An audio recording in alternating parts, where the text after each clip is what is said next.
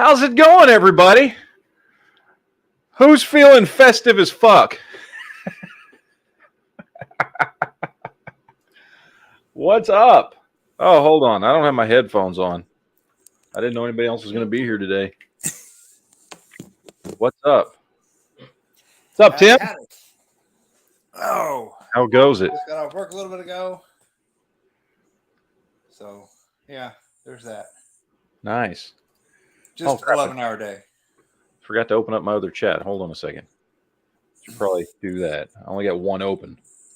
I got to open up both of them so that I see everything here. There we go. There we go. All right, get both the chats open. What's up, guys? Well, before we get too much into whatever else we're going to talk about, Uh-huh. I listened to last night's Trigger Time that I fell asleep shortly after it started. And y'all got talking about Christmas movies and stuff. And I'd definitely be down for a Christmas movie, Christmas special, top 10 bracket Yeah, we got to do that. I think it'd be cool. Or top 10 in a bracket. Yeah. Which my list would vary depending on whether or not it includes the specials like all the Rakin and Bass specials. Yeah. I think it should count. When I was a child, since I'm older than y'all by a lot. I think it should count as special. I think specials should count as movies in the movie top 10. Yeah, because that old stop motion Rudolph and Santa Claus coming to town and all those and Little Drummer Boy, those I still have very fond memories growing up to those. Yeah. That was part of my anticipation build up to Christmas. I was waiting for those specials to come on. Yeah. No, I dig it, man. I like it. So yeah, we got to do that here. Maybe we'll do a couple. Maybe we'll do like one that's like a bracket where we all get together and figure it out together and vote on it, and then we'll do one show that's all just like individual stuff of like the best Christmas. Or if we did the top 10 first, then we could take parts of the top 10 and make the bracket out of that. Yeah, like whichever. Yeah, because it would be like at least everybody's number one would be on the bracket. Oh, definitely. So we could do that. Where at least got to be if it made one of your number ones. If it's somebody's number one, it's got to be on the bracket. I'm down for this. I like this. I like this a lot. Yes. So that's like lots of fun. Yeah. Sound like fun when I was listening to it this morning. Yeah. Yeah, we definitely got to do this because this is gonna be fun. We haven't. I don't remember if we did anything Christmas related last year or not. I don't remember doing one Christmas related last year. So we'll have to try it out. So yeah. Well, anyway, Jaquistro El Cuatro, the man of four asses, talking about man, I missed the brackets. So yeah. Well, here we are, people. This is Geek Chat. I don't know if anybody else is going to show up because I know Duke is doing stuff. I know Honda's doing stuff. I don't know about Corey and what's going on with him. Angry said he's got stuff going on. Like everybody's busy this weekend. Today I'm busy too. I've been doing stuff all day with my wife because it's our anniversary, so we've been doing stuff all day. And then we got more stuff we're going to do after the chat. But I have like a little bit of time here, hour and a half, 2 hours, sit here and do a chat, talk about some fun geek stuff, that kind of thing. Talk about some movies and TV shows and toys and whatever else pops up in the chat. So everybody over there on the Geek Fusion side, hello. And if you're over on the NEA side, hello, since I am broadcasting to both channels at the same time. So good to see you all here. And it is just a fun Saturday night. We're going to sit around and talk about some geek stuff. But I want to start this chat off with something that may piss some people off. I don't know. And I'm sorry if it does, but I just got to say, fuck stamp collectors, okay? Seriously, these people can go fuck themselves. All right? I go by this morning. We're like trying to get to a movie on time, me and my wife. And I got to drop something off, or my wife needs to drop something off. I was like, well, I'll run it in real quick. So we drive by the post office because they close at noon. And it's like, I don't know, the movie starts at 11:15, but there's always trailers and stuff beforehand, so it's not that big a deal if we're a couple minutes late. So, and we're only like 10 minutes, give or take, from the movie theater. So stop by the post office right next to our house. Go in. I'm going to drop this package off real quick. It's already set up, right? Like, I don't have to do anything. I just need to hand it to her. They scan it. They give us the receipt so that she can track it, all that kind of stuff, whatever. Right? Drop package off. Get in. And so the way our post office is set up, you walk into the area, the front area where there's all the P.O. boxes. So you can check your P.O. box. And then there's a door that goes to the area where you drop stuff off, you know, because they're not open all the time, but you can go check your P.O. box just about any time. So there was a door there that they can lock when there's nobody actually in the post office. And there's this dude who's got to weigh like 600 pounds standing up against that door on the inside. And it's a glass door. I can see him there. This big dude. And there's like another dude in front of him, also pretty big dude. Both of them sitting there. Of course, they're wearing fucking masks. And I'm like, well, I need to get in there. And there's like two people in front of them. And those people like are trying to get their stuff done. And so I open the door, which the dude is basically leaning on at this point. And when I open the door behind him, he's like, I'm like, dude, go, move in some more, dude. Like, what are you doing? I got business to do here. Like, whatever. Then him and his friend get up to the counter. And they're like, oh, yes, we'd like some of the Charlie Brown special edition stamps. And the lady's like, okay. And then the one guy who's his friend is like, okay, whatever. He pays and he gets the stamps, and they're taking forever because she's got to go to the back to get the fucking stamps.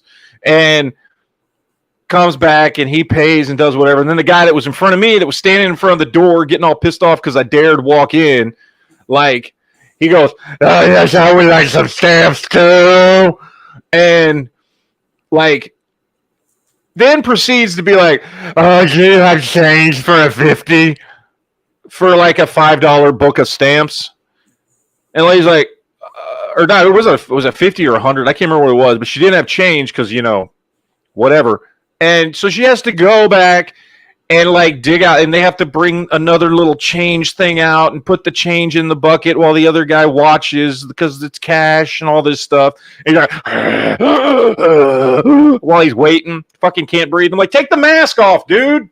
That's why you can't breathe, bro. Meantime, I'm practically late for the movie, waiting for these dudes to buy fucking Charlie Brown stamps. Seriously, what the shit? Collect toys like a normal human being, you bastards. Fuck. Anyway, so that was my experience. I don't like stamp collectors today. But anyway. But no, we did go to the movies today. Me and my wife went to the movies. We went and saw Violent Night. Okay. And it's the, for those that don't know what that is, it's the Santa Claus movie that's basically, it's like a cross between Santa Claus and Die Hard. That's basically what it is. Okay. And it's David Harbour, who is Hopper from Stranger Things, plays Santa Claus, plays like a very depressed, drunk Santa Claus who's just very bitter that kids don't believe in him anymore. And that all kids want is video games and money. And then they just want more and more stuff, and they're not appreciative for anything they have. And this is all in the trailer, by the way. And then he ends up at this really big, nice house where this family is having Christmas at the same time that a bunch of like terrorist type dudes show up trying to steal $300 million from the person whose house it is. And, there's a little girl there named Trudy who still believes in Santa, and she's got a little walkie-talkie that her dad gave her and said, oh, you can use this to talk to Santa.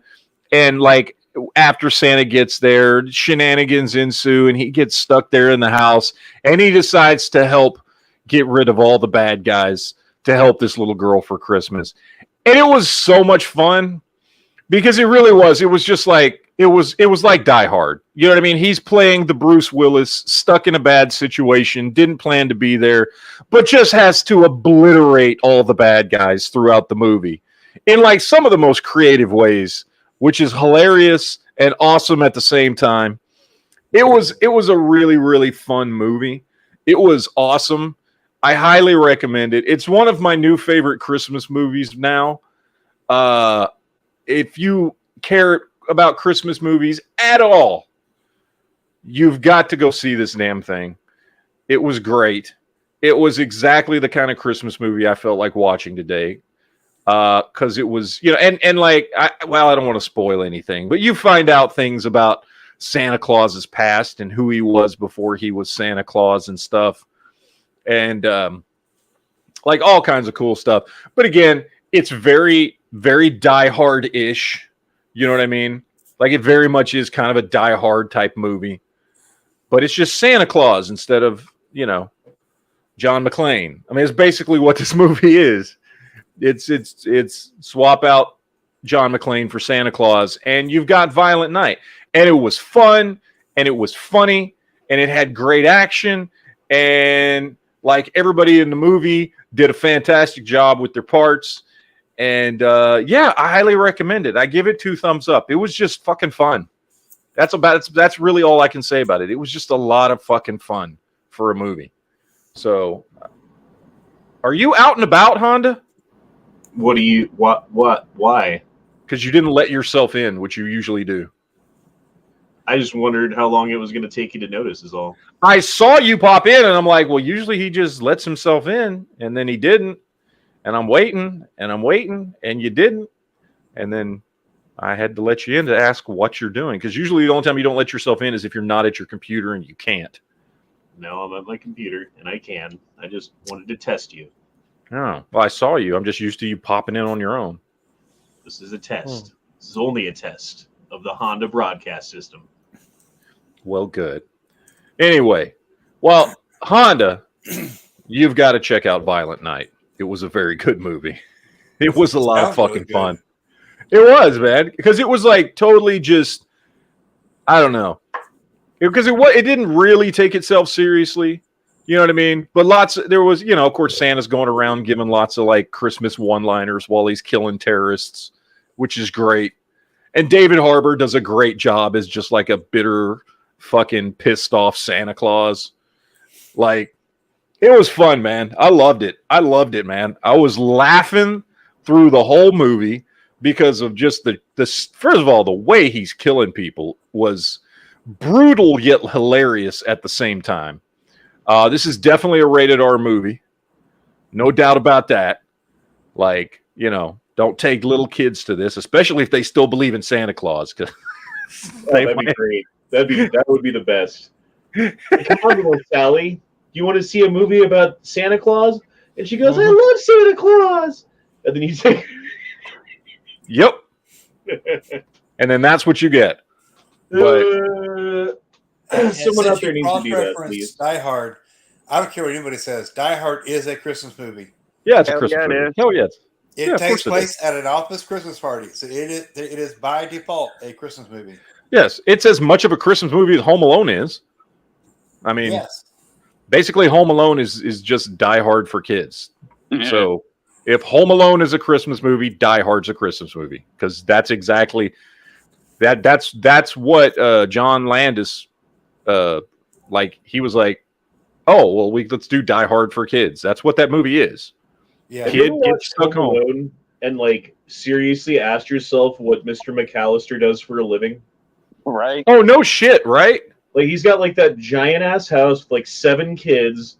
You take like especially the second one where he takes them all on a fucking vacation to France for Christmas. It's like, how much money do you have to make to take 7 kids to France for Christmas with their parents, the whole family? Like, dude had to have won the lottery or something. He was a drug runner. That's what it was. He ran a cartel or some shit. Oh or shit! He just embezzled all his money. Yeah, exactly. It was all embezzlement. I don't know, but yeah, 2 thumbs up for Violent Night. Definitely a must-watch movie. Everybody should go check it out. It's fun. It's got action. It's got everything you need in the movie. It's got everything you need in the movie. So, yeah, I look forward to seeing it. Yeah, I wasn't sure because I mean, the trailers looked awesome, but that doesn't always like equate. You know what I mean? Sometimes they just show the best shit in the trailers. And no doubt some of the good stuff from the movie is in the trailers, but certainly nowhere near all of it. So it was good. I had a lot of fun. And there's a lot, obviously there's a lot more going on than the trailers led on to and stuff. And so yeah, it was great. I'm just, I kind of like to watch it again. I just don't want to pay to go see it at the movies again, but hopefully it'll be streaming somewhere soon. Because yeah, I'm sure it will be.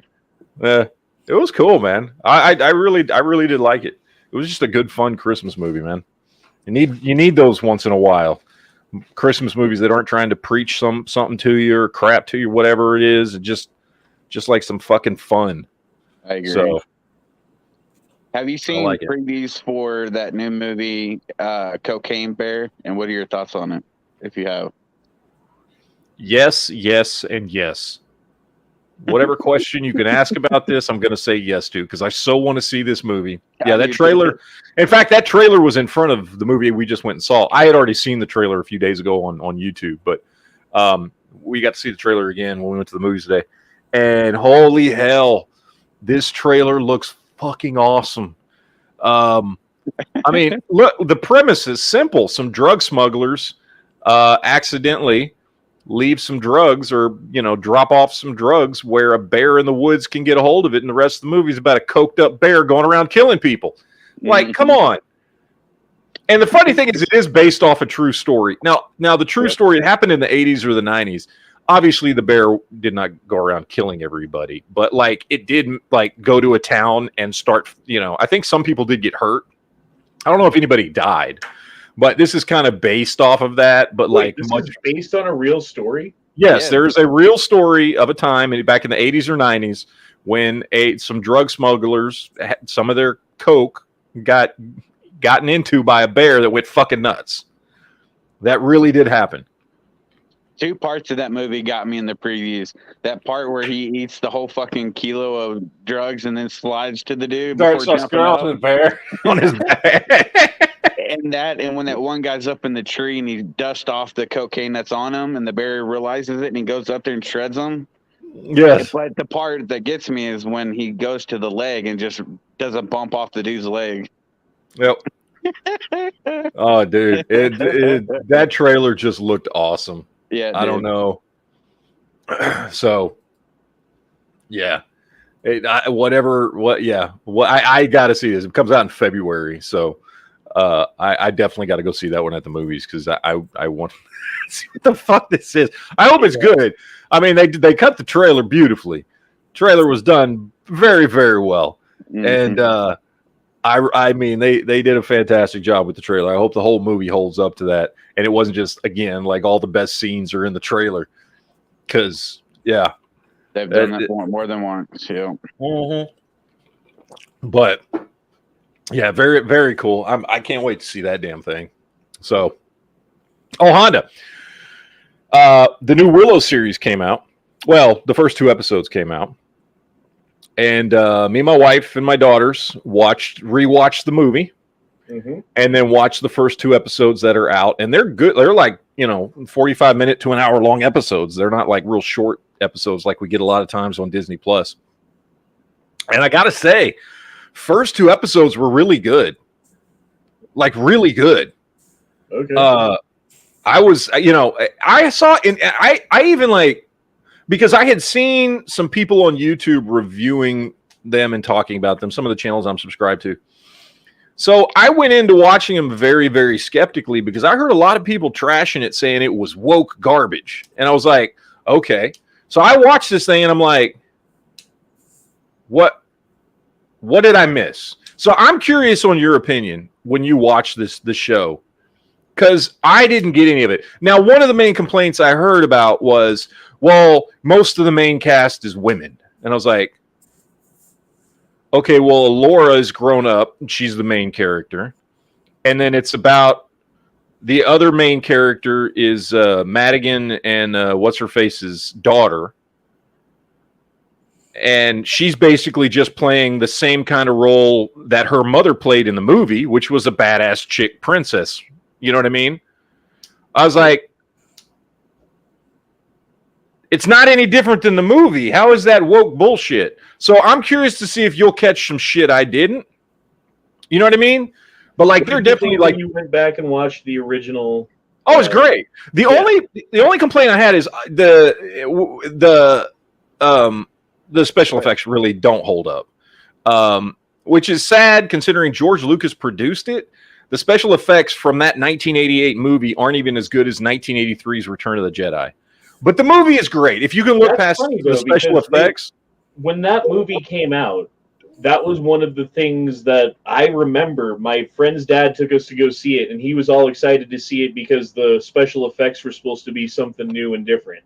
And it was the stop motion animation of like the big creature with the lion or whatever, you know what I mean? Yeah, and then the big creature that's got the two heads and then all the stuff.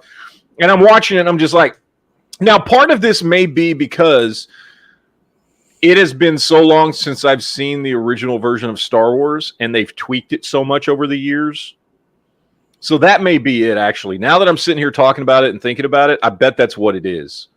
I bet that's what it is because there are no original versions of Star Wars anymore or Return of the Jedi. You can only see versions that have been digitally upgraded because that's the only thing that's available out there unless you have the original VHSs from the 80s, which I do, but they're in my garage and I don't have a VCR, so I can't watch them. That may be what it is. Maybe that's what it is.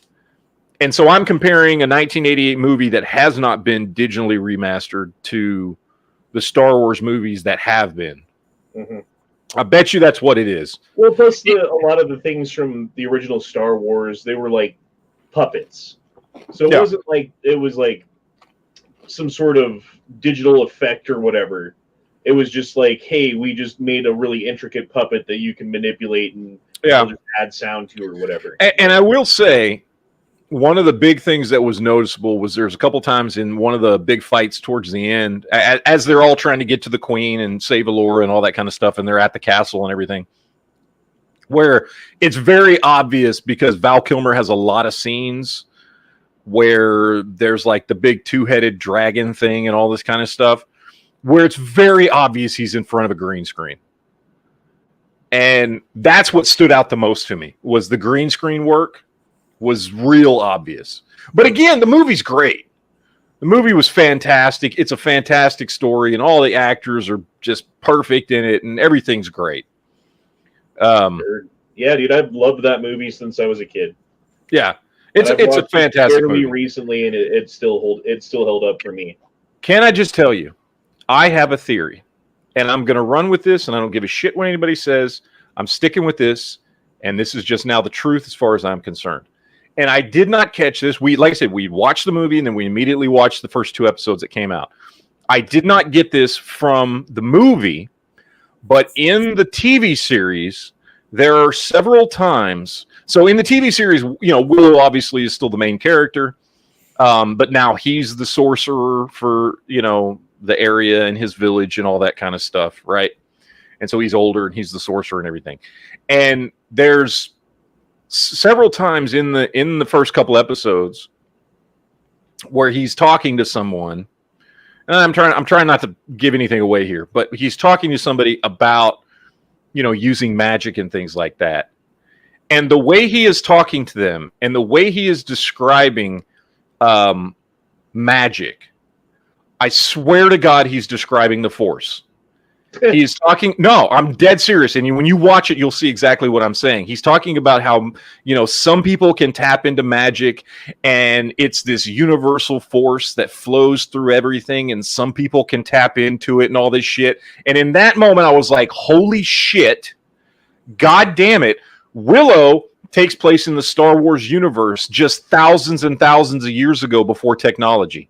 It's on some planet, because they've got like 3 moons. It's on an alien planet. There's alien creatures, and some people can use the fucking Force, and they think it's all fucking magic. But everything in Willow can be described by the Force. Everything everybody can do is something that a Jedi or a Sith can fucking do. And George Lucas wrote this fucking story. Willow is a fucking prequel to Star Wars by probably hundreds of thousands of years on some fucking planet in the Star Wars galaxy where they didn't know about the Force or whatever. It was just all magic to them. I'm telling you right fucking now, and I will never see it another way. Willow is a Star Wars prequel. That's what it is. Because the way they describe it, it is the fucking Force that they are talking about. They just don't know to call it that. Which finger holds the power to the Force? Yeah. Mine. The answer is your own. Yes. The finger thing makes a pop up in the second episode too. So I really liked it, man. The first 2 episodes were really good. They were a lot of fun. First episode's all setting up the characters and setting up the premise of, we're like 25 years after the movie, and this is what's going on in the kingdom, and this is how things have changed. And Madigan's disappeared, but his wife is the queen, and their daughter is the princess. They also have a son, and he's the prince. And she's the tough one because she wants to be like her dad.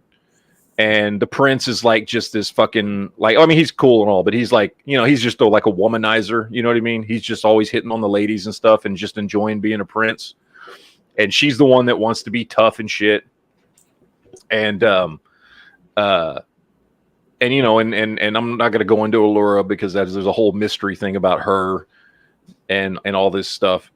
And I'm trying not to spoil it, but first 2 episodes were really good, man. They were a lot of fun.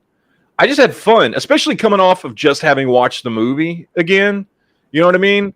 Like, it just slips right back into it. And you've got, and they brought back obviously Madigan. He hasn't showed up in the first 2 episodes. They're on IMDb. Val Kilmer's son is listed as playing Madigan's voice, the voice of Madigan. So Mardigan? Mardigan, not Madigan, Mardigan, sorry. He's listed as playing the voice. So at some point, that character is going to show up. Now, we all know Val Kilmer can't talk because of all the stuff that's gone on to him. Now, I don't know if it's going to be via like a flashback thing or if it's going to legit be Val Kilmer at some point shows up in the show and they're using his son to do his voice because he can't speak. Or I don't know what's going to happen. But at some point, Mardigan's going to fucking show up in some capacity in the show. He has not yet. But obviously, Warwick Davis is in it playing Willow again, and he's great. He's just as fucking hilarious. His character's hilarious. You know what I mean? Like, he's like the grand sorcerer, but he's still fucking Willow, so he fucks up and shit. You know what I mean? Like, I had a lot of fun with the first two episodes, man. I'm just curious what you think about it because I know you were a way bigger fan of Willow than I. I mean, I grew up on it just like you did, but like you talk about it a lot more than I do. So I'm curious. Well, that shit came out at the perfect age for me. Like, what year did that come out? 88. So I was 7 years old, 6 years old. Like, yeah, dude. Like, that was the perfect time for a movie like that. Yeah. And we saw it in the theater. Like, me and my best friend, his dad took us to go see it, and like, we both loved it, and like, yeah, dude, I should probably talk to him about it and be like, yo, man, what's up? Yeah. Now, yeah, for me, I was a little bit older. I think I was 12 when it came out. I still loved it, but I was definitely older than you. So, but the first 2 episodes are fun. So I want you to watch it and let me know what you think when you get a chance, because I want to see if you liked it as much as I did. So, but yeah, it was cool, man. I liked it. I'm looking forward to the next episode. So I got into it 2 episodes and I was like, all right, cool, man. Let's do this. They're of course they're off on an adventure and stuff, and there's things going on and going down, and people that need rescuing and all this shit. So it was just a Willow adventure. So, and it was good. It was well paced. You know what I mean? Like, it wasn't slow at all. Even the first episode, which is just build up and introducing all these characters, didn't feel slow. It didn't drag. Like it was just good, solid, kept to a good clip, a good pace. So well, neither did the movie when you go back and watch. Oh yeah, the movie was great. Yeah, I mean, like the very first scene is like them murdering the fucking the mother of Elora Danan, and then like the milkmaid or whatever putting her in a basket and sending her down the river, and the fucking rat dogs chasing after it and trying to find it, and fucking the evil general getting smacked in the face because he can't find her, and like all that stuff, dude. Yeah, and that's like the first 5 minutes. Yeah. All kinds of shit goes down the first 5 minutes. Then, Willow's kids find her, bring her to the village. Then the village is like, okay, you got to go take her somewhere safe. And they get the troop together, and then they head off on their adventure. And then before you know it, they find Mardigan. And then like, it's just, yeah, it's a really well-paced movie. And the show was done really well too. I mean, obviously it's not, because it's a show. So I don't know how many episodes it's supposed to be, honestly. I need to look that up. I don't know if it's supposed to be 6, 8, 10, I don't know. But, a lot of times, like what we saw with Obi-Wan, they took a story that could have been a 2.5-hour movie and stretched it out to 6 hours. Like, it's not like Disney hadn't done that shit before. Chat right now? Yeah, I know. Apparently there's lots of hot girls with photos out there. You had 2 bots hopping at the same time. I know, on both channels. So can you watch the movie on Disney as well? Mm-hmm. Yeah, that's where we watched it. Okay. Yep. I haven't seen that movie in fucking forever, but I loved it as a kid. Mm.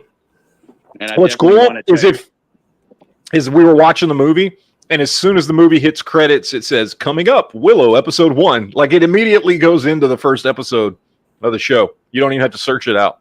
Oh, hell yeah. So it was pretty cool. But yeah, I liked it, man. I liked it a lot. Let me get these couple super chats we got rolling in. John says, check the email from the Z guy. Don't read it aloud. Oh, okay. Yeah, that's something we were talking about the other day. I saw that.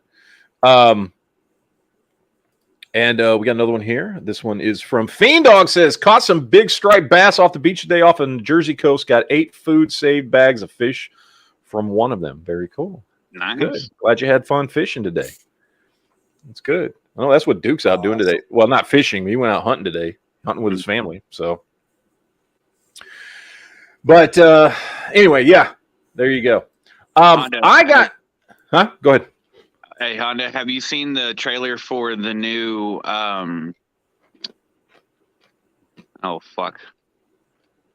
Not Temple of Doom, but oh yeah, Indiana Jones 5. Indiana Jones, thank you. Yep. I saw it. I still want to check out that trailer. I saw it. The trailer was good. Yeah, it looked good. It looked like, but it's a trailer, so it's kind of hard to determine. Like, right? Okay, is it really going to be good? I don't know. So, we'll have to wait and see. But isn't Harrison Ford pushing like 80 now? Yeah, he is. He's awful old to be running around jumping and shit. Might break a hip. I will say though, because I was watching, I was watching the trailer, and I don't know to what extent. If it's flashbacks or there's been rumors that, whatever artifact is involved in this movie is some kind of time travel artifact. So I don't know what, the situation is, but either way, we're getting different versions of Indiana Jones throughout the year, and they're doing, it's like, CGI, and it looked really good. Like, it legit did not look CGI. That looked like young Harrison Ford doing stuff on screen in that trailer. So that was cool. That guy that played him, a young Harrison Ford in The Age of Adeline, to maybe do the younger version of him, since he looked a lot like him in that one movie. Yeah, I don't know, but I know they digitally did him up, so it's really Harrison Ford. They just de-aged him and shit. So, but yeah, they did a good job. It fucking looked like him. So yeah, I'm looking forward to watching that one as well, because I loved the Indiana Jones growing up too. Yeah. Trailer was good, so for whatever that's worth, it looked good, and I dug it. So, man, I was trying to find this picture that I had saved on my computer. I'm looking to show you guys. So I want to get your guys' opinions on something, and I can't find where I saved the fucking picture. Honestly, I should have. I thought I had put it in one place, and it's not in that file. And I'm sitting here trying to look at this shit, and I'm just like, I don't know where the hell it is. I don't know what it did with it. So I'm trying to find it because so I watched this this documentary that was on Netflix called Senior. Have y'all heard of this one? Can't say it just popped up. Anyway, so it's a documentary about Robert Downey Sr., Robert Downey Jr.'s dad, who was like a famous director and producer and all this stuff. Anyway, and it's a documentary about him done with, Robert Downey Jr. is in it because it's his documentary. He's doing a documentary about his dad because his dad just found out he has Parkinson's and he's going to die soon. Oh, okay. Shit. So he spent like 2020, 2021, and parts of 2022 filming this documentary, and it just got released on Netflix. Anyway, it's a really good documentary, just as a documentary. But there are parts in the documentary, because there's lots of parts in the documentary where they like cut to somebody sitting there talking to the camera. You know what I mean? Yeah. In addition to whatever, right? And there are several parts throughout this documentary where Robert Downey Jr. is straight up Tony Stark. And what I mean is he's got the haircut, he's got the goatee and everything. Like he doesn't have it in any of the rest of the fucking movie or the documentary. Like when he's on screen with his dad, and like he's clean shaven and all that kind of stuff, has different hair. He's getting older, so his hair is gray or whatever, right? But then there are some scenes where his hair is black again, and he's straight up got the Tony Stark goatee. Now, if you remember the last time we saw Tony Stark, they had let his hair go gray a little bit in Endgame. Yes. His hair had gray in it. All right. So the last time you see Tony Stark in that movie, and that was the movie that came out in 2019, before they started filming this documentary, why at some point, and I don't know when those scenes were filmed, were they filmed in 2020, 2021, or 2022? Why does he look like Tony Stark? Why does he straight up look like he just got off the set playing Tony Stark? He doesn't look like that at any other point in the rest of the documentary except at this one point when he's sitting in a specific place talking to the camera about specific things. And the way he's talking to the camera about specific things, it's like they would show a scene of something, or not a scene, but they'd show something going on with his dad or something like that, and then it would cut to him sitting there looking like Tony Stark, and he's explaining or talking about that thing that was just filmed, which means he's doing that after most of the documentary was filmed. Why is he looking like Tony Stark after this documentary was filmed? My guess is he's going to show up as Tony Stark in something. Yeah, that's what I was going to say. Spoiler alert, probably. He's going to show up as Tony Stark in something. I don't know what, because they're going into doing all that multiverse stuff in the, in the movies with Ant-Man and going forward. And there's doing all this, like the whole new phase 4 or whatever it's called. Phase 5 is called the multiverse, is phase 5 multiverse or whatever it's called, right? That's what it's all going to be about. Kang and Ant-Man and the multiverse and quantum realm and all this shit. So we already know that's what it's about. So I'm guessing, I don't know what movie he pops up in. Tony Stark's popping up in one of the movies. Hey, Matt. Well, yes. Are you ready for this drive? What drive? What? The snowy mountains. What are you talking about? Oh, I'm not even looking. I wasn't even looking. I'm looking over here. I got that going on the other screen. It's just a little clip of I-70 driving up. Yeah. I'm looking forward to that drive a lot, man. I haven't done it for over 20 years, man. I'm ready to go back up to the mountains of Colorado. I think it's funny that when you lived here, you're like, let's go climb a mountain. Which one? I don't know. That one. And you just picked the fucking mountain. Yep. Who does that? Could have fucking died.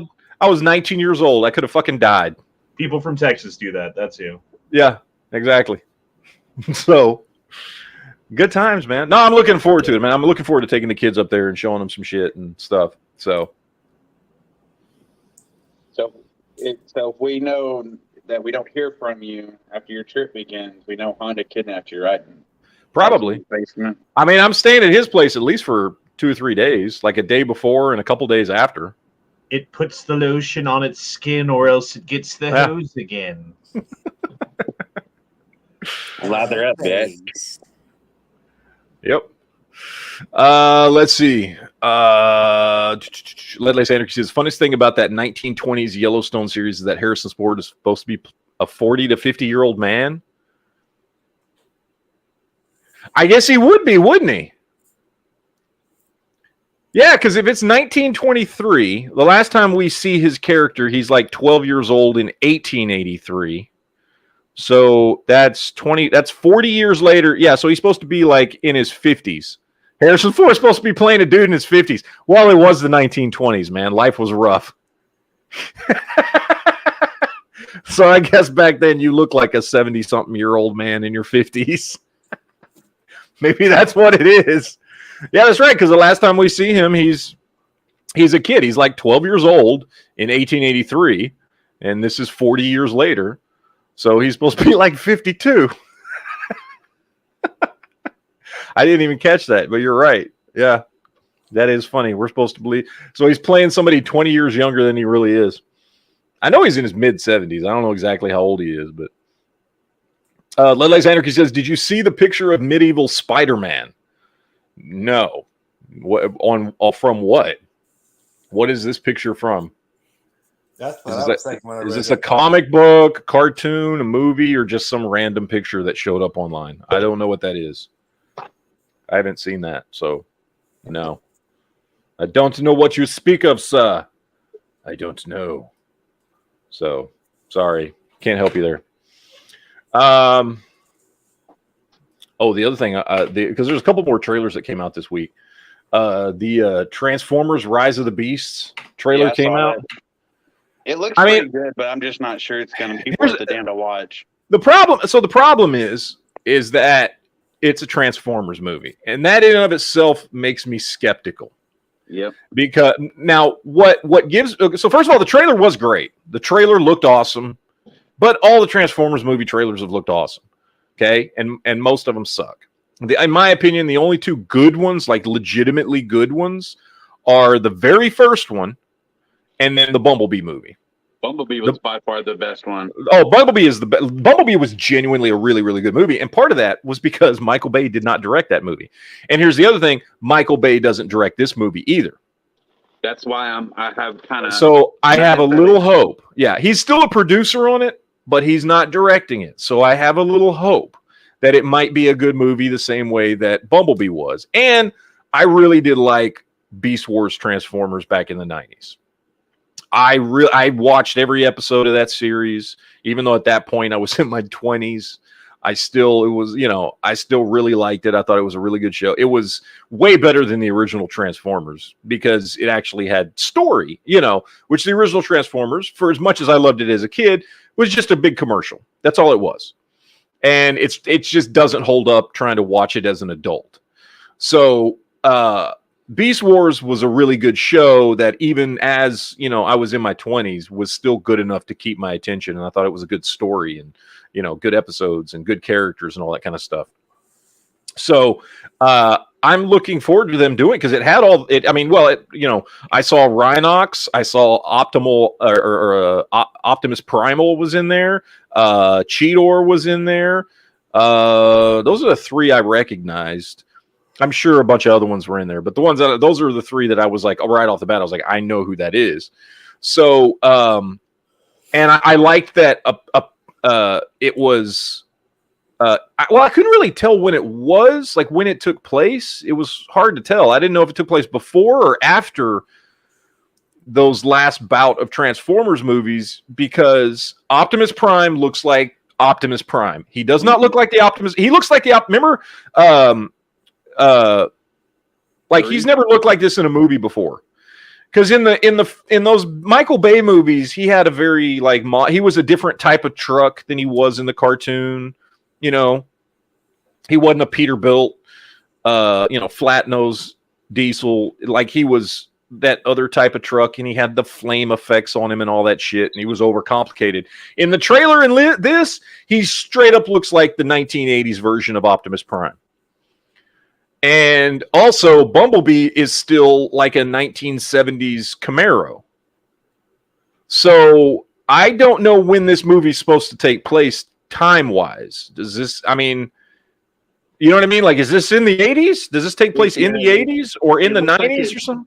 It takes place between Bumblebee and then Transformers 1. Would be my guess. Okay.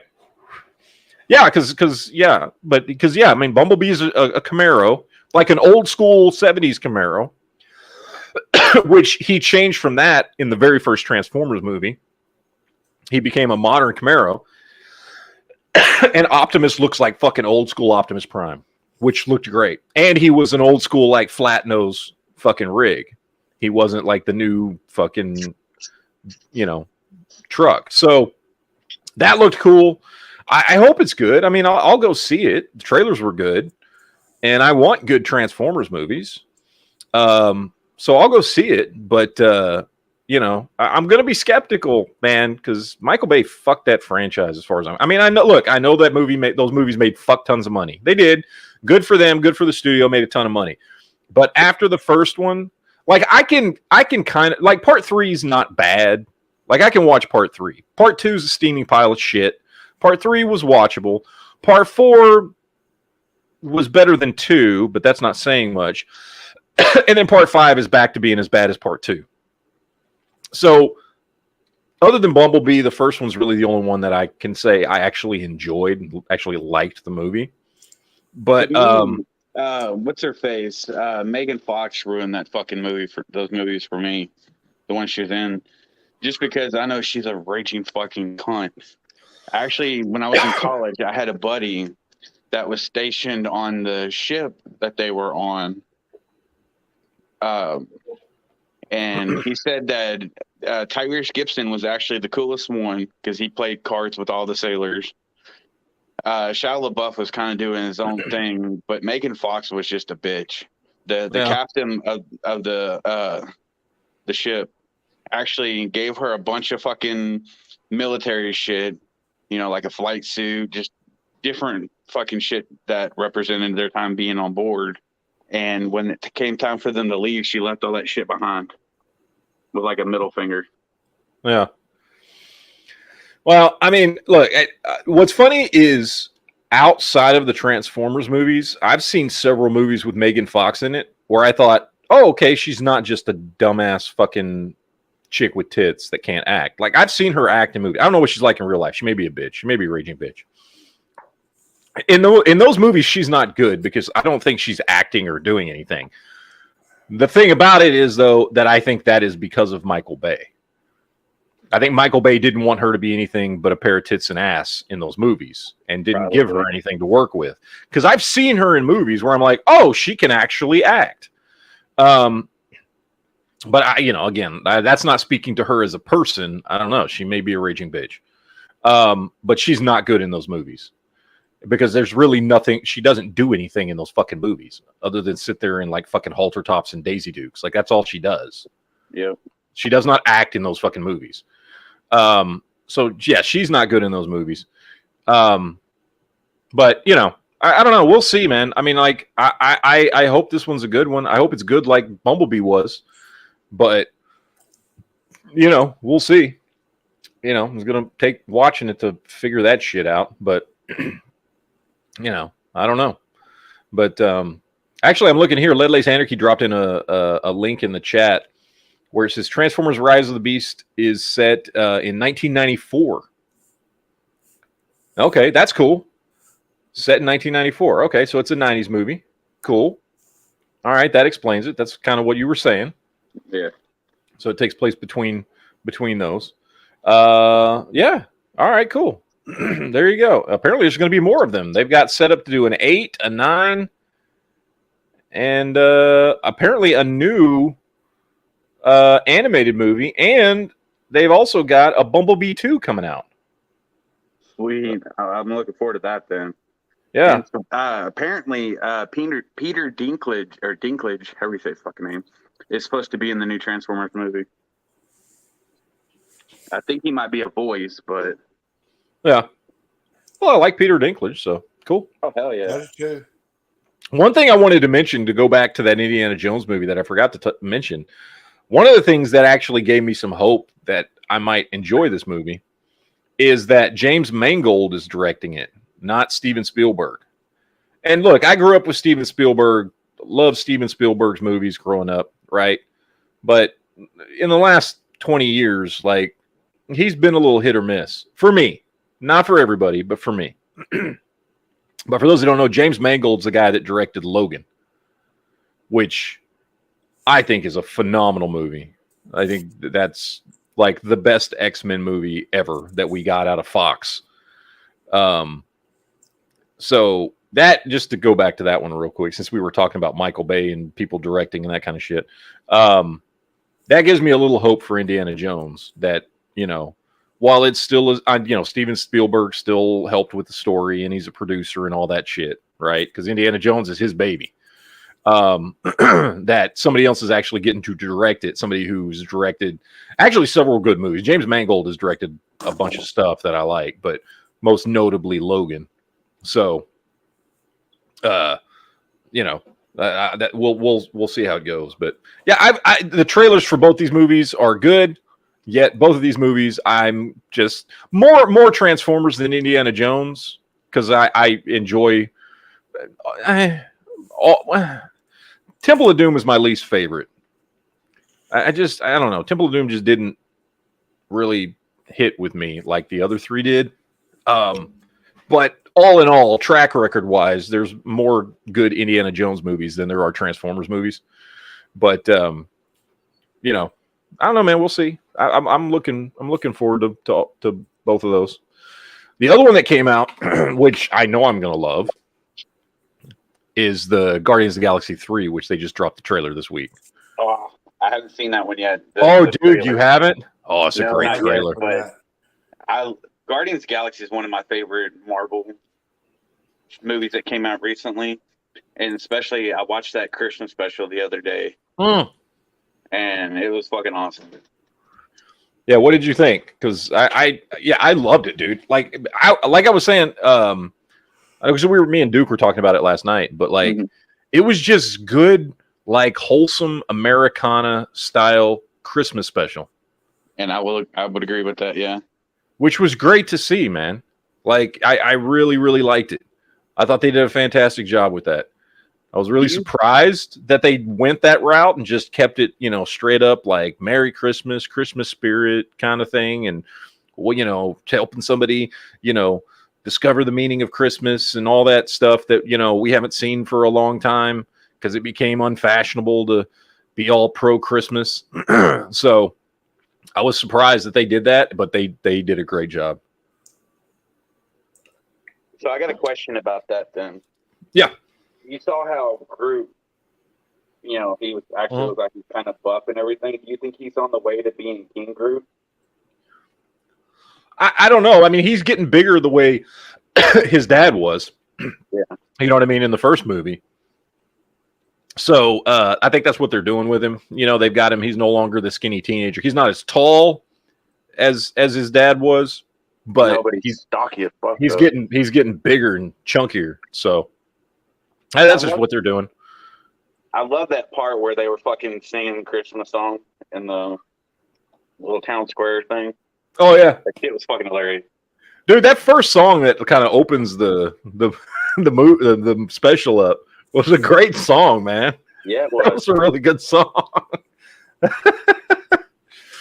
So I liked it, man. I mean, obviously it was a new song made up for that special, but it was good. It was funny. It was catchy as shit.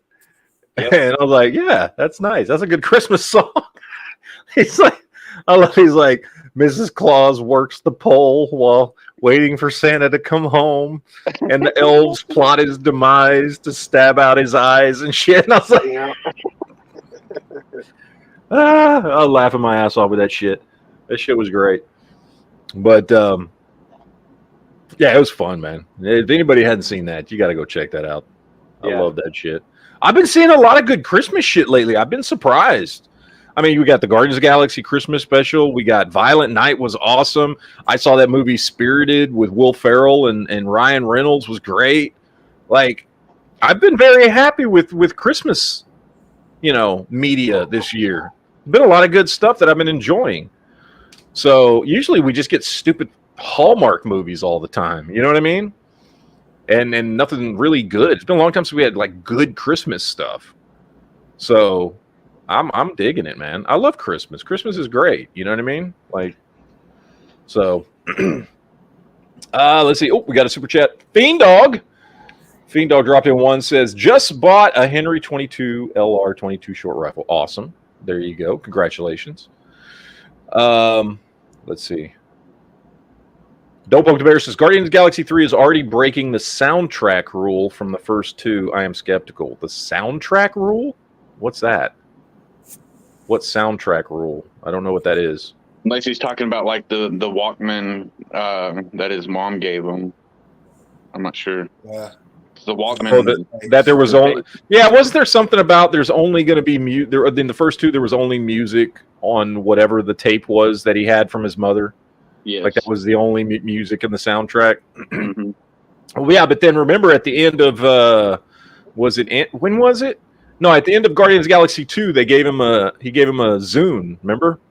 Yes. Yeah. So in the first movie, all the music in that one is from the tape he had from when he was a kid. In the second movie, because at the end of the first movie, he opens up that present that his mom had given him with a new tape on him. So all the music from the second movie is from that tape. And then at the end of the second movie, I forget who it was. Who gave him the Zune? Somebody gives him a Zune as a present. I think it was the that dorky fucking dude that ended up taking over Yondu's thin blade. Yeah. Yeah. And he gives him a Zune as a present, so you can assume all the music that's going to be in the third movie is music that was on that Zune. So, is that what you're talking about, Mr. Don't Poke the Bear? That's the only thing I can think of. Yeah, because he got that was the part of the thing. He got a new present with a Zune of all fucking things. He got a Zune at the end of the second movie, so it would stand to reason that would be the that would be what would be in the soundtrack.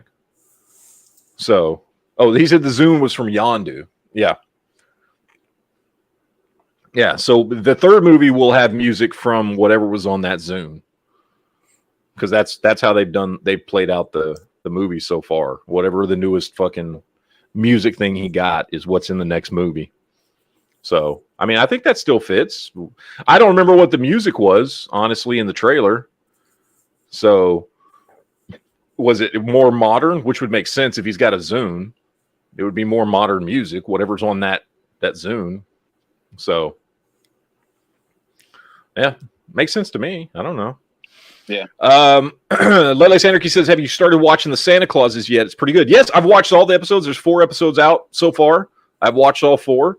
So the Santa Claus, that series of movies was I love those. They're some of my favorite Christmas movies. And so yeah, I've been watching the Santa Clauses, which is a Disney Plus show with, Tim Allen and I forget the chick who plays his wife from the last 2 movies and all that stuff. And it's in there. And the point of the show is he's got to find a replacement because he doesn't want to be Santa Claus anymore. He wants to spend time with his kids and his family and all that kind of stuff. So it's about, anyway, that's kind of the premise of the show is, him trying to replace himself and him going and living a normal life again. And it's pretty good, man. I like it. I mean, if you like those movies, you'll like the show. If you don't like the movies, you're not going to like the show because it's just like it's the same stuff. It's the same stuff from the first 3 movies we've gotten. So. I'm just glad that they brought Tim Allen back because of all the controversy and drama over his show Last Man Standing. When I first heard about it, I was worried that they wouldn't bring him back. Yeah, no, they brought him back. He's in it, and he does a great job. Tim Allen is one of those people, I think, that even though he, I think it's seemingly obvious, has political opinions that are, different than most people in Hollywood. he's, you know what I mean? Like he's popular enough, funny enough. Yeah. Popular enough, funny enough, and likable enough that he's still okay. You know what I mean? Yeah. And so it's kind of hard to get rid of him, although I'm sure some people would like to. He seems to be making it through Hollywood, you know, fine, I guess. I mean, seemingly he's always popping up in something, you know. So yeah, I mean, I'm glad because I like Tim Allen. I mean, I was a huge fan of Home Improvement. Yep. Loved all his movies, man. I mean, I still like. Obviously, Galaxy Quest is one of the greatest movies of all time. I mean, Jesus, I love that movie. It's a fantastic movie. But even a lot of his other movies, like Zoom, which is probably a little known movie where he plays a guy who, when he was a teenager, used to be a superhero, very similar to the Flash, and he was a part of this secret government team, and now he's older and he's not a superhero anymore, but the government wants to put together a new team and bring him on to like train the new kids. Like, if you've never seen that, but you like Tim Allen, you should watch that movie. It's pretty fun. I mean, it's more of a movie for like teenagers and stuff, but like he's the star of it, and it's still good. Yeah. And then there's this other movie that I love called Joe Somebody, which is a great movie. Anyway, that's a really good movie. It's fun and funny and all that kind of stuff.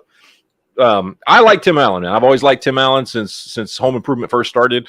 I remember, you know, I know I had seen some of his stand up early on. You know what I mean? Because he did stand up all throughout the 80s, and I knew it's like when Home Improvement started, I knew who Tim Allen was, but I like barely knew who Tim Allen was. So I know I had seen some of his stand up before then, but I mean, it's obviously by the time Home Improvement came around, I've been a big fan of Tim Allen ever since. So I think he's a funny dude. I just like him in movies, the characters he plays. So did you know Last Man Standing was great? I love Last Man Standing. Did you know back in, I think it was the 80s or the 90s, Tim Allen actually did a little stint in prison? Yep, for cocaine. He was he was selling cocaine, or he was selling cocaine or drug running cocaine. I don't remember which. I think he was running cocaine, if I remember correctly. Yeah, something like that. Yeah, he did a little stint in prison. So, yeah, he's a bad boy. So, there's the train. That's always fun. So, let's see. Ladies and he says Tim's real life daughter is the girl that plays his daughter in the series. Really? The girl in the Santa Claus is his real daughter?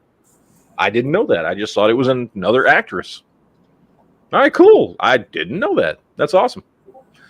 Let's see. Don't Poke the Bear says Space Hog in the meantime. Oh, that's right. It was Space Hog, wasn't it?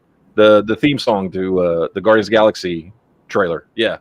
And that makes sense if he's listening to if we're getting music from the Zune that he had, Space Hog is something that would have been on there. Mm-hmm. Yeah. Makes sense because it would have been a bunch of 90s and early 2000s music on a fucking Zune. So, yeah, Space Hog is what you would expect. Roadhog, or was it Roadhog? With Tim Allen and John Travolta, and Martin Lawrence were there with bikes. Yeah, I've seen it once. Didn't they do a sequel to that? I think they did, and I never saw it. But I saw the first one. I don't know if I've ever seen it more than once though. So I don't know. I've seen it. I know I've seen it once, and I remember liking it. I don't know if I've ever seen it more than that. And I think I saw it back when it like first came out on DVD or something. And when was that movie from? The mid 2000s or something? Something like that, yeah. It was like 15 years old or something. Oh, Wild Hogs. That's what Ledley's saying. Wild Hogs. That's what it was. Yeah. Yeah, Wild Hog. Yeah, I've seen it at least once, but not for a very long time. So,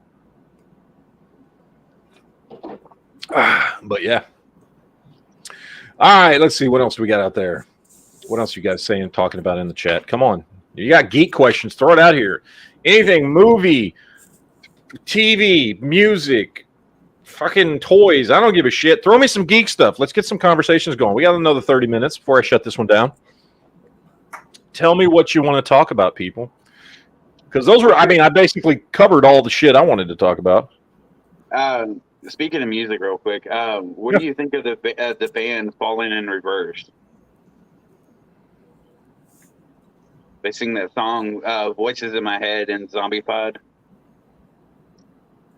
I would have to hear it because I don't. The name of the band sounds familiar, but I'd have to hear a song to know whether or not. Yeah, I don't know. I don't know. I was listening to them on the way home because I had to run to town, do some errands, and go grocery shopping. Are they a newer band? Newish, yeah. Yeah, like last few years. I believe so, yeah. Their song "Zombified" actually is in reference to how everybody is these days with their fucking phones and technologies and shit. Okay, yeah. The name of the band sounds familiar, but I don't know. I'd have to listen to the song to see if it's something I've heard before. All right, Lead Lace Anarchy has a question. Which is a slower burn, From or Andor? That's a good question because they're both kind of slow burn shows. I mean, both shows, like the first half of that first season is a slow build, and then the second half in both those shows like kicks it up. Which one's slower? I don't know. I'd put them on pretty equal footing. The first half of Andor and the first half of From is building up and introducing all the characters and getting backstory out of the way and setting the stage for when shit goes down in the second half of the series. So I don't know. Both of them are very similar in pacing, where second half, shit starts going down and kicks up and things start happening and all that kind of stuff. And then by the time you get to the end, you're like fucking hyped up for the next season, So I don't know. I'd put them pretty equal. Roland Tripp says, what's the top 5 shows on TV right now? Okay, top 5 shows on TV right now. Well, I can guess your number 1. So number 1 is Yellowstone. Yep. Number 2 is For All Mankind. Number 3 is House of the Dragon. Number 4 is Mandalorian. And number 5... Damn, what's an ongoing series that's still on right now that I would put it like number 5? Why don't you go with like 1883 or something like that? It's been a... Well, because that's not ongoing. It just got one season, and now they're moving on to 1923. And those are just like little one-season spinoffs. I'm trying to think of something that's... What about that one that about the drug dealer in Oklahoma? Tulsa King? I don't know yet, because we've only gotten 3 episodes, so it's kind of hard to gauge yet. We haven't even gotten a full season yet. I heard that Stallone's supposed to leave after the first season. I hadn't heard that, but there's no show without him, so I don't know. Maybe it's just going to be another one-off, like the 1883 was. Then I don't know. Oh, Lead Lace Anarchy has a good one. Titans is another really good show. I might put that one at number 5 because it's really the only like really good comic book show on TV right now. Because, I mean, all the CW stuff that's still around isn't any good, except, I mean, although Superman and Lois is good, but it's not as good as Titans. I don't know. I'm trying to think if there's anything else on right now that like is like for me must see TV. You know what I mean? Even if it's like Mandalorian's up there, even though Mandalorian's not on now, it's still an ongoing series. Season 3 starts in March, that kind of thing. Died suddenly. Died suddenly? No, that's not a fucking TV series. I don't know. Did you watch it yet, though, motherfucker? No, I haven't watched it yet. God damn it, man. You watch like a million things a day. I know, I do. One time I'm like, hey, you should watch this. I know. I know. Like, how many things do I tell you to watch?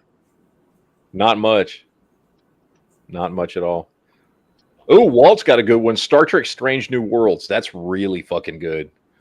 I mean, we've only gotten 1 season, but that first season was awesome. It was like classic Star Trek again. It was very much a mix of like original Star Trek and Next Generation. That was a good first season. I don't know, man. I'll look. I'm struggling on my number 5. What exactly it would be, but definitely my top 4 are for Yellowstone, For All Mankind, House of the Dragon, and Mandalorian. What about Those Sliders? are Sliders. Sliders hasn't been on in Or 25 not years. Sliders. The other one. Fuck. Quantum Leap. Quantum Leap. Thank you. It's not in my top 5. It's good. I like it, but it's not in my top 5. So I'm just trying to think of shit that's new and that you. yeah, I'm trying to think of what's on right now. That's like, oh, this is I gotta watch this. You know what I mean? Titans is up there. Titans is pretty far up there. Like I'm watching season 4 right now. So, and that's always been good. That's been good from the beginning. I don't know. I know my top 4. How about that's going to have to be good enough for now. So those are all 4 shows, by the way. If you have not watched fucking House of the Dragon, Mandalorian, For All Mankind, or Yellowstone, like what are you even doing with your life at this point? Like, come on. Seriously. These are fantastic shows. Amazing fucking shows. So anyway. Randy Butternut says Legends of the Fall is a good watch. Isn't that a movie from the 90s? Legends of the Fall. Isn't that Brad Pitt movie from the 90s? I've never seen it, but I know what it is because it like won a bunch of awards and shit. Or is there now a TV show of Legends of the Fall? I don't know. Omen Barrickle says, can only afford maybe one streaming service. I've heard opinions that Hulu Plus is the best. Also heard someone say that they watch Yellowstone through Hulu, thought it was on Disney Plus. What you say? Okay, so that's 2 different questions. One, Yellowstone, I don't know if it's on Hulu. It's not on Disney Plus. Yellowstone is, to my knowledge, Paramount Plus. Yes, Yellowstone is on Paramount Plus, but only the old seasons, only seasons 1 through 4. The new season is only on cable. Like if you don't have cable, you ain't watching it unless you want to buy the episodes on Amazon, or you want to do like I do, which is watch it on a certain website. So, but the old seasons are on Paramount Plus. I don't know if they're on Hulu. Maybe they're on Hulu too. As far as which one streaming service, it depends on what you want out of a streaming service. Like Hulu's great if you want to watch all the network television like the day after it premieres on TV. Hulu's great for that. And they do have some decent shows on there. They've got Letterkenny, which is fantastic. They've got some good shows on there. I'm not that concerned with watching network television, so it's not really. I had Hulu for a while, actually for a long time. We canceled it a few months ago because we weren't watching it. Just wasn't. I mean, there was almost nothing I was watching on Hulu. Nothing that I can't watch somewhere else. So we got rid of that one. I would say at this point, the big 4, I'll say the big 4 that I think if you can only have one, it should be one of these 4. And that's Netflix, Amazon Prime, Disney Plus, or HBO Max. Those are the 4 that have like the most shit on them as far as a good mix of movies and TV shows. Yeah. Okay. But again, I'm not concerned about network television. If you're concerned about network television, there's Hulu, there's Peacock. Those are probably the 2 biggest ones for network television because Peacock has so much shit. There's so many networks that are owned by NBC and NBC's parent company that you get all of NBC's shit that has ever existed in the history of television, plus any other network that NBC also owns, which is several cable networks. You get all their shit that's ever existed since they've been cable networks. There's a lot of shit on Peacock. And Peacock, there's a free version of Peacock. You just have to watch ads. If I remember right. Yeah, I think it's got like Freebie or something like that. Something like that. But there's also a pay version, which is actually really cheap. I think Peacock's like $4 a month. But that's actually a pretty good one. We've done a couple of free trials for Peacock, and there's been some good stuff on there. Peacock also gets some movies sometimes. Like they had the last 2 Halloween movies that came out. We didn't even go to the movies to see them. We watched them on Peacock. They're like on Peacock. They were like on Peacock the weekend they premiered at the movies. You could just stay at home and watch it on Peacock. So Peacock's actually pretty good. I would rather have Peacock than Hulu, honestly, if it was me. I've watched more Peacock in the last year or whatever, however long it's been around. I think it's been around a couple years. I've watched way more stuff on Peacock than I have on Hulu. So if I was going to pick between those two, I'd take Peacock all day long. I think they got more stuff that I actually would give a crap about. But yeah, for me, the big four are the Netflix, the Prime, the Disney, and the HBO Max. They've got a ton of stuff on those four. Now they're also the 4 most expensive too. Well,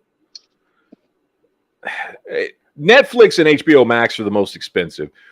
Amazon Prime it depends on what you can, like, if you order a bunch of shit from Amazon anyway, why don't you have Prime? Like, Exactly. Prime already fucking pay, like we pay Prime every year with the amount of stuff that we buy on Amazon just for stuff around the house. You know what I mean? Like, it pays for itself in shipping. The stuff we get to watch is like just extra. So depends on how you view that. And if you order a lot of stuff from Amazon anyway, which a lot of people do, then that's just kind of a given. You know what I mean? That's just like, oh, here's free content because you're gonna have this service anyway. Speaking of Prime, I'm sorry to interrupt, but do you know when the terminal is? We're getting season 2 of that. I don't know. We are getting a season 2. It's already been announced. But I don't know when. I would assume next year. I guess it depends on how busy Chris Pratt is with like Guardians of the Galaxy and anything else he's doing. I know you got Guardians of the Galaxy and the Mario movie, but I think those are already done filming. So I don't know what else he's got going on, you know. But I hope we get it next year. I loved the first season. I thought it was great. Oh, hell yeah. So we got another super chat from John Keister El Quattro says, listen to Honda, watch died suddenly. I already intended to. I already bookmarked it and shit where I can watch it so that I can watch it. I just haven't watched it yet. It's fine. I'm going to watch it. I promise. I don't know when, but I'll try. I'll make sure I've watched it before I go to Colorado. So let's see. Lily Sanders says Carnival Row will finally be getting a second season, and now it's considered the final season. They screwed up big time by not filming enough content for multiple seasons pre-2020. I agree, because I actually liked the first season of Carnival Row, but it's now been off the air for over 2 years. Like 2.5 years, going on 3 years by the time the second season come out. So it's the one that takes place in, like, I don't know, it looks kind of like turn of the century London, you know what I mean? Like turn of the 20th century London. And but there's like fairies and shit, and you know what I mean? Like, you know, there's like a fantasy element to it. And it was a good show. I haven't watched it in 2.5 years, so there's a lot I don't remember about it. You know what I mean? Like, it's been gone so long that it's like I kind of don't care anymore. But I remember really liking the first season. So, you know, I mean, yeah, the lockdowns killed a lot of shows and movies. Yeah, it did.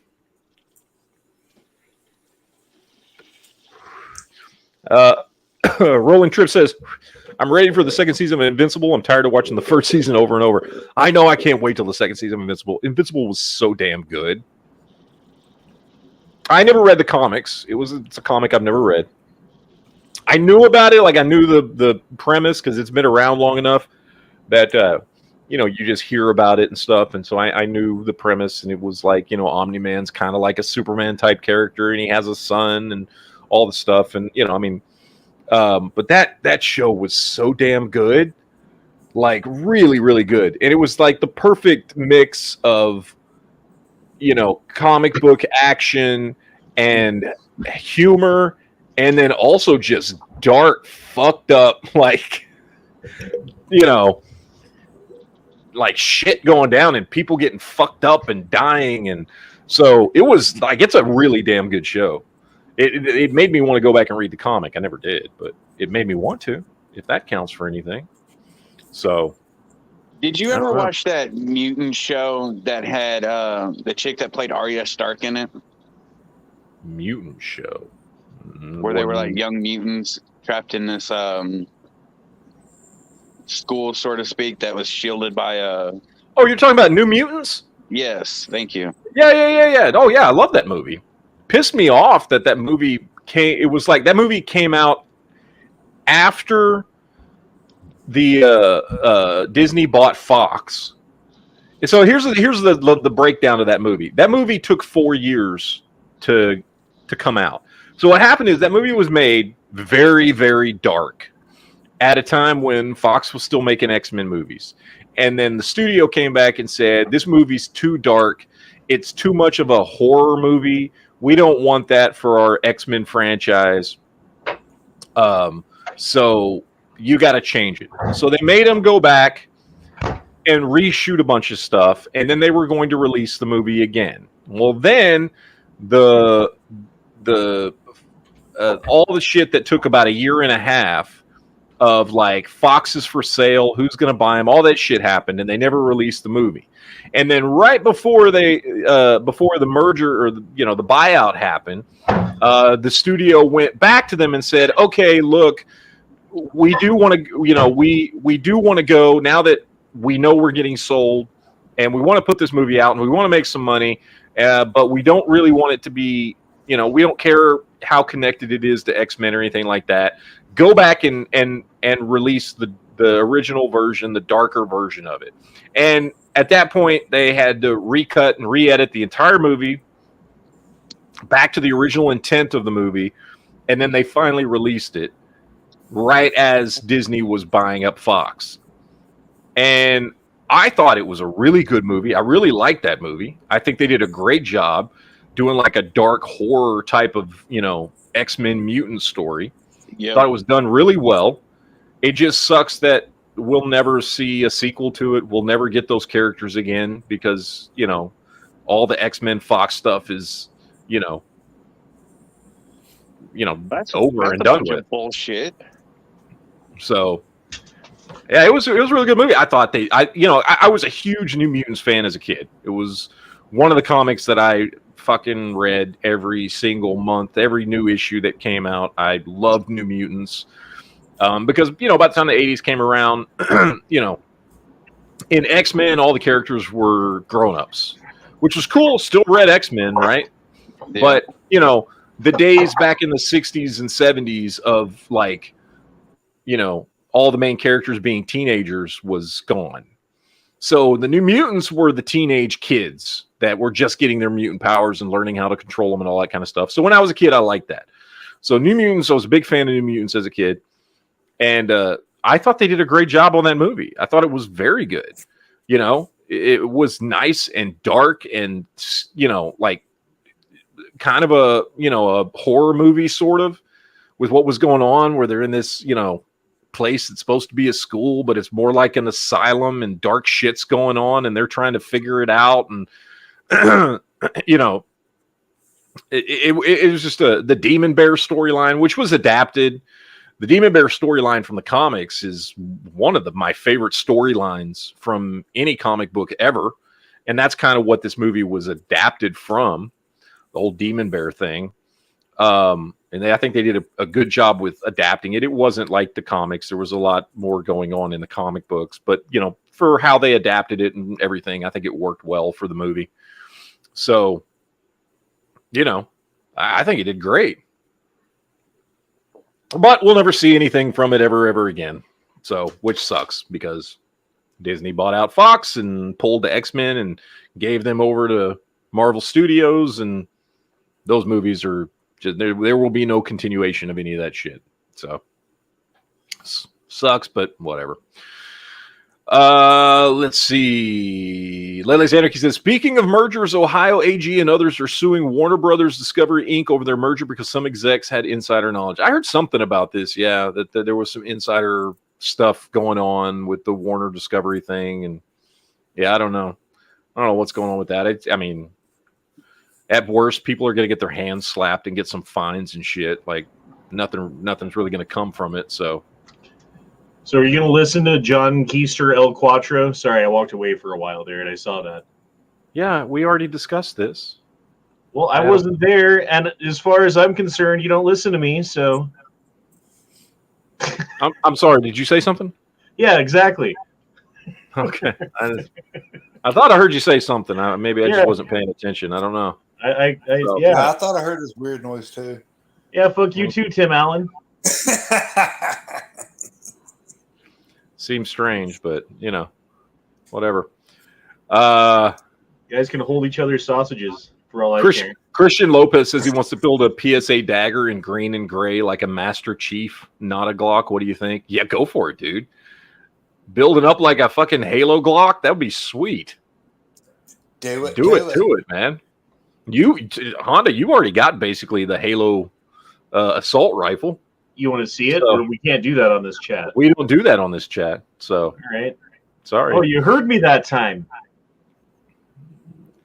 What? Jesus Christ, I fucking hate you. Yeah, I don't know what's going on.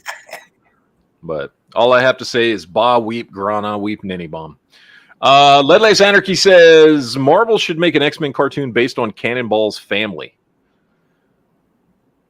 I mean, yeah, that'd be interesting. I'd want to see it like tied directly into the New Mutants, but I mean, they're doing that X-Men 96 cartoon comes out this next year in 2023, which I'm looking forward to. So now I got to go back and rewatch all the old X-Men cartoons because they're all on Disney Plus, and I haven't watched those since the 90s. So I gotta go rewatch all those because I loved that show as a kid. And then when the new one comes out, I can start it again because it's supposed to be just a continuation of that show. So, I think that'll be cool. I hope it's good. I'm sure it will be. I mean, they know the formula. It's not that difficult. So, and my understanding is the people that are working on the show are, all people who grew up on those cartoons and are fans and work. It's coming from Marvel Studios, so I'm sure they're not gonna screw it up. So, but hopefully it'll be good. So I'm looking forward to it.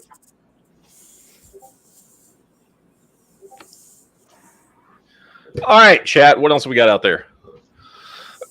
Bring in your questions and or topics, and let's see what's going on. We got a few more minutes left before we shut this down. Opinion question for the panel here. Okay. Home Improvement was brought up. Who was the favorite female, whatever, as far as the Home Improvement show? Pamela Anderson or that dark-haired chick who was way better? The other chick who I don't know her name, but she was. I can't remember her real name, but she was way better. Yeah, way better and way hotter too. Yeah. Oh God, yes. I never got the Pamela Anderson thing. Like even, being a young man in the 90s, right? Teenager in the 90s and shit. I never got Pamela Anderson. She had nice big fake tits. That was about it. Like never got it. Like, so I don't know. Maybe I just didn't watch enough Baywatch or something. I don't know. I've never seen a single episode of Baywatch. So for me, the fake tits is what killed it because I can't stand fake tits. Yeah, I don't like fake tits either. Never have. Never liked fake tits. Even as a horny teenager, never liked fake tits. So, Rick Delvin in the chat says Debbie Dunning was her name. Debbie Dunning. Okay, yeah, there you go. It. Yeah, I liked her way better. Me too. So, yeah, she was way better. She didn't do much after that, all did she? Agreement. I don't know her from anything other than that. So, I have no idea. I don't know. Astro Boy out in the chat says "eep up orc Tim, you're old enough to remember that. You betcha. Yeah, I grew up on the Jetsons. I loved the Jetsons because in the '80s, the cool thing about the '80s for the Jetsons was we were getting all the reruns of the old '60s cartoon, and they were so popular they continued it with a new '80s cartoon, and so I would watch the Jetsons after school. And sometimes it would be the old 60s cartoons, and sometimes they just played it like it was one show because it was basically just a continuation. So I've seen all the Jetsons, both the 60s and the 80s version of that show. I even went to the movies when I was a kid to see the Jetsons movie they did in the 80s. They did a Jetsons movie.